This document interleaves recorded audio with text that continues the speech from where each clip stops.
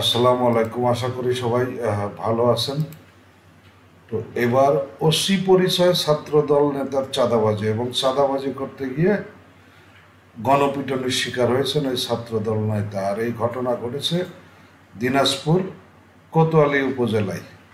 কোতোয়ালী উপজেলা ছাত্রদলের আহ্বায়ক আব্দুর রাজ্জাক ও তার সহযোগী আপেলকে গণপিটুনি দিয়ে সে এলাকাবাসী, সেই সাথে তাদেরকে দিনাজপুর কোতোয়ালী থানায় সোপর্দ করা হয়েছে।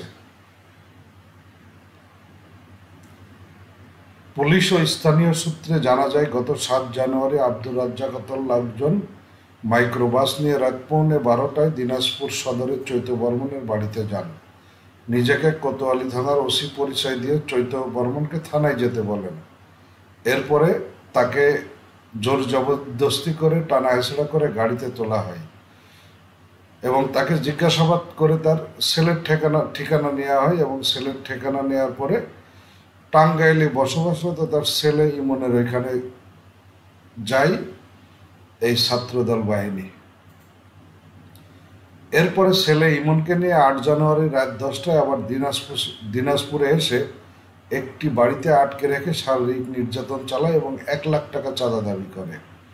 জীবন বাঁচাতে ১ লাখ টাকা চাঁদা দিতে রাজি হয়ে একদিন সময় চান চৈত বর্মন।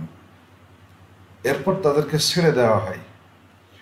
বৃহস্পতিবার রাতে আব্দুর রাজ্জাক ও তার লোকজন চৈত ও তার ছেলেকে গ্রামের চাকলাদার পুকুর পাড়ে ডেকে নিয়ে চাঁদার টাকা দাবি করে।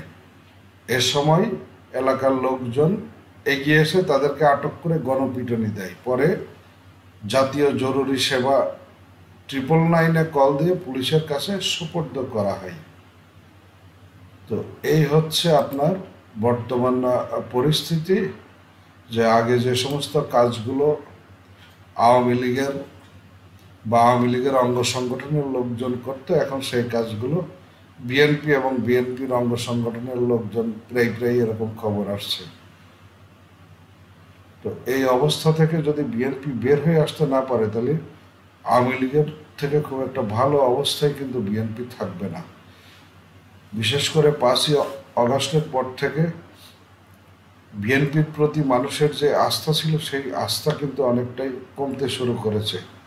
এর মধ্যে যদি এইভাবে প্রকাশ্যে চাঁদাবাজি করে এবং চাঁদাবাজির সাথে সম্পৃক্ত থাকে, তাহলে বিএনপির জন্য সেটা বড় একটা দুঃসংবাদ এবং যার ইফেক্ট কিন্তু আগামী নির্বাচনে পড়বে।